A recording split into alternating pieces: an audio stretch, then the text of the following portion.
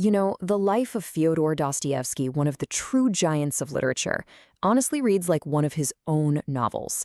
It's this breathtaking drama of passion, fame, absolute terror, and then rebirth. So today, we're going to dive into his turbulent, almost unbelievable story.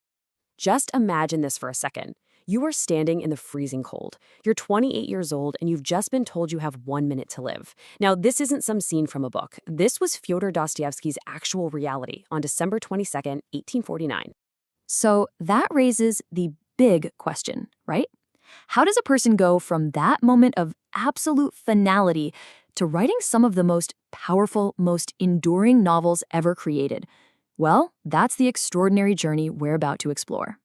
Okay. Let's start with Act 1, A Genius in the Making. Our story really begins with a young man who was completely torn between two different worlds. So, at the very heart of Dostoevsky's youth was this huge conflict. On one side, you've got his required profession, a military engineer. I mean, it's respectable, sure, but for him, it was crushingly dull. And then on the other side, his real passion, literature.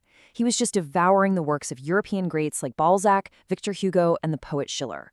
This wasn't just some hobby for him. It was his entire world. And let's be clear, this wasn't the life of some lofty, detached genius. Dostoevsky was a struggling student, and he was constantly broke.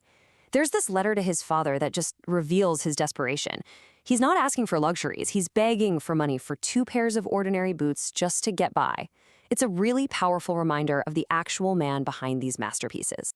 But, this struggle wasn't going to last forever. In Act 2, we see how after he ditches his military career for the super uncertain life of a writer, something absolutely incredible happens. And it happens so fast. He finishes his first novel, Poor Folk, in 1845. The manuscript ends up with the influential poet Nikolai Nekrasov, who is so moved by it that he literally bursts into Dostoevsky's apartment at 4 a.m. to tell him how brilliant he is. Then Nekrasov takes it to Russia's most powerful critic, Vissarion Belinsky, who basically declares that a new genius has arrived. And just like that, Dostoevsky goes from a broke nobody to a literary star. You can just feel the sheer giddiness and disbelief in a letter he wrote to his brother. "Everyone looks at me as if I were a wonder of the world," he says. All of a sudden, he's the talk of the town, surrounded by admirers. But this high, this peak of early fame, it was tragically short-lived. His entire world was about to be violently torn apart.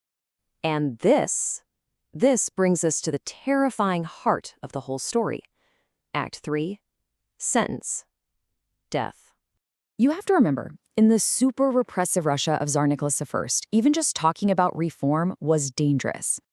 Dostoevsky was part of this intellectual group, the Petrashevsky Circle, and his big crime? He read a banned, very critical letter out loud. For that, he and the others were arrested, thrown in prison, and after 8 months, they were condemned. He wrote down everything that happened that day in a letter to his brother. It's just chilling. Today, December 22nd, we are all taken to Semyonovsky Square. So you've got this public square, a scaffold draped in black, soldiers, a crowd. The whole scene is set. The whole terrifying ritual plays out. He writes, "The death sentence was read to us all, and we were made to kiss the cross." He even describes a priest offering the cross and the ceremonial breaking of swords over their heads, which strip them of their nobility. The tension just becomes almost unbearable. They're tied to posts in groups of 3. Dostoevsky is watching as the first group gets prepared for the firing squad. "I was 6th in line," he writes. He's literally calculating the last few moments he has left to live. And this is the emotional climax. Facing total oblivion, what's he thinking about? Not literature, not fame. "I thought of you then, my brother." It's this moment of pure, raw human connection right in the face of annihilation. And then the unbelievable twist. At the very last possible second, a drum roll signals a retreat. An officer reads a new decree. The Tsar has changed their sentences. The whole thing was a piece of cruel psychological theater. They were never meant to die, just to be terrorized. But of course, they didn't know that. So his life was spared, but his freedom was gone. This leads us to Act 4, The House of the Dead. His new sentence was years of hard labor in Siberia, a real journey into darkness. Just 2 days after that mock execution, On Christmas Eve, no less, he was put in chains and sent on a sleigh across Russia to a prison camp in Siberia. He would spend the next 4 years there, and then several more years of forced military service after that. And the reality of this exile was just brutal. He talked about wearing chains so heavy that just walking was agony. The journey itself was an ordeal, traveling in open sleighs through -40-degree weather. The prison was run by a sadistic major. And for a man whose whole being revolved around literature, the ultimate punishment, he was forbidden from writing a single word for 4 long years. But here's the thing. This descent into hell, it didn't break him. It remade him. And this brings us to our final act, a writer reborn. After he finally returned from Siberia, he entered the most productive and profound period of his entire life. First, he published The House of the Dead, a fictionalized account of his time in prison. And that was followed by the masterpieces that would define his legacy: Crime and Punishment, The Idiot, Demons, and his final monumental work, The Brothers Karamazov. All that suffering became the raw material for this deeper exploration of the human soul, deeper than maybe any writer before or since. It was a complete 180-degree reversal of fortune. The man who was marched out to be shot as an enemy of the state died a national hero.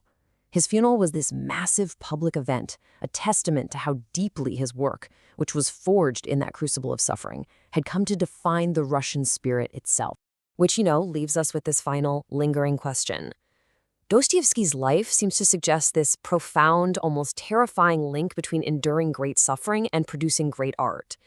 It's not a path anyone would choose, obviously, but his story really forces us to ask, what is the relationship between our deepest pains and our greatest creations?